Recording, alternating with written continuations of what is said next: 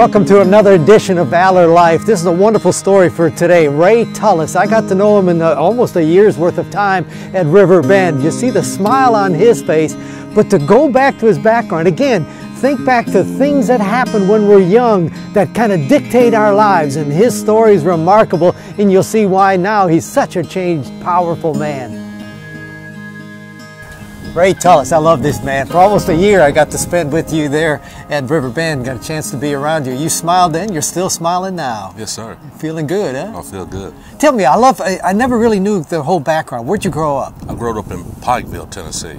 Uh-oh, where's that? Which is in Bledsoe County. I got you. What was it like growing up there? It was, we was on the poor side, like, it was, we didn't have a father figure back in those days, and we was raised by our mom, so it was a little bitty old house, had like 3 bedrooms. We had no water, running water. We didn't have much of nothing, you know. How did Mom provide? She had a little old job, you know, that she worked, and she worked all day, and we would have to get in kindling and wood and coal, and we had to go to a spring to get water in buckets and jugs and carry it back to the house, and it was how many of you, brothers and sisters? We had back then, it was 2 sisters and 1 brother. Did you ever wonder why there's no dad around? Because I hear this story so often. You know, we're talking men of valor and the importance of men in lives, and you didn't have that. Yeah, it was, I was raised mostly by older guys that was in the neighborhood, and my uncles, and because my father went around, he was with another woman in another town, so he only come around every now and then, you know. Really? I got on meth and ice, marijuana, staying up 10 and 12 days at a time. What? Yes, sir, without eating, sleeping, and just around the wrong crowd, a group of people. When you got arrested, how long were you sentenced to? How long were you in? I was sentenced for 11 years. Did you spend? How long? I spent 8 years on 11. What changed? What changed? Men of valor changed me.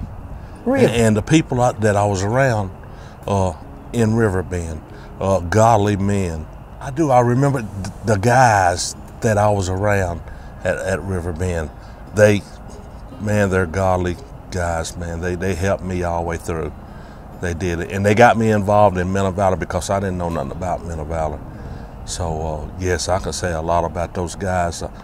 I really love those guys, man, and I know those guys are strong, and they're really good, strong Christian men in River Bend. It's one thing to be a part of an organization and what Men of Valor stands for, but you got to believe and give yourself to the God that it stands for, right? Right. Does that become an important decision? Is that the thing that really ignites it otherwise? That's very important, especially from where I had come from and what got me in prison. Yes, it's changed my whole life. What happened? I've got more godlier around the best people that you could be around. It helps me.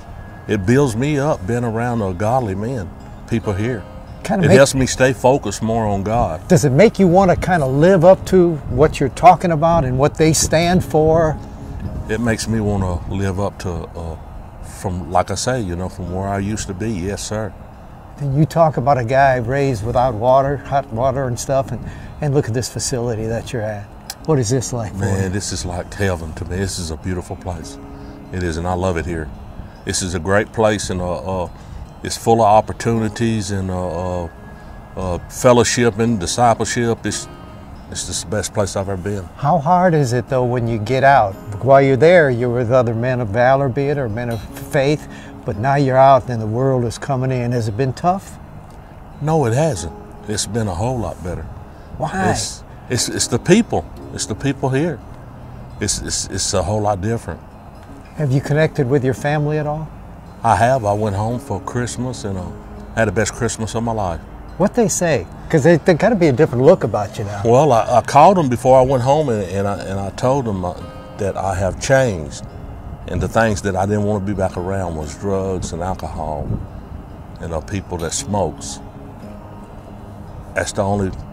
I didn't want to go back to that, and I didn't want to be around none of it. And so when I went home for Christmas, That's why I say I had the best Christmas of my life.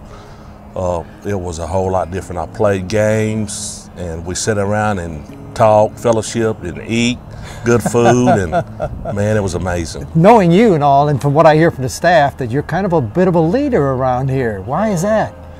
Yes, because that's the way I want to be. I want to be a kind of leader to lead other guys where they don't go back out there and do the same things that they did before, to go back into prison, because prison is not no place to be for nobody. So you don't mind, in a way, being put on the spot, you know? If you call yourself a Christian, I'm going to watch you. You don't mind that? No, sir, not at all. Does it make you walk that line a little more? It makes me walk that line. It does. It makes me happy just to know that I'm different than what I used to be. And I know I'll never go back to what I used to do. Oh, you never will. God bless you. So there's our friend Ray Tullis with that smile on his face. And because he's a little older, like he says, he's a leader here for these guys. He wants to live up to the things that he's telling them to live up to. That's the power of men of valor, and that's the power of our Lord in his life. Join us. We've got more and more stories coming your way here on Valor Life.